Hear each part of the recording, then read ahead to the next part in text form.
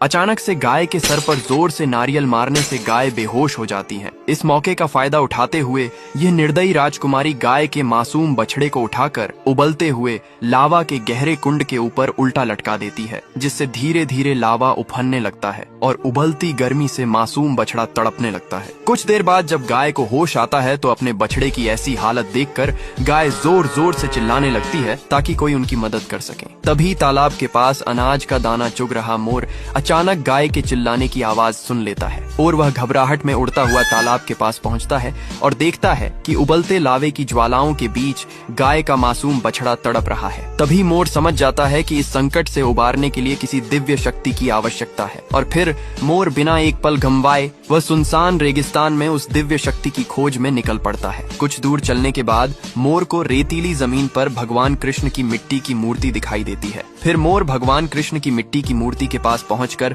शांत भाव से बैठ जाता है और श्रद्धा से कृष्ण नाम का जाप करने लगता है। कुछ समय बाद बांसुरी की मधुर धुन के साथ भगवान कृष्ण प्रकट होते हैं और जब मोर भगवान कृष्ण को सारी बात बताता है तो वे बिना विलंब किए गाय के मासूम बछड़े के पास पहुंच जाते हैं। फिर भगवान कृष्ण सुदर्शन चक्र का आह्वान करते हैं और अगले ही पल सुदर्शन चक्र की दिव्य ऊर्जा लावा के उफनते कुंड को शांत कर देती है और मासूम बछड़े की जान बच जाती है। फिर गाय और उसका बछड़ा खुशी से नाचने लगते हैं, लेकिन फिर भी किसी ने भगवान कृष्ण की इस महान लीला को लायक नहीं किया।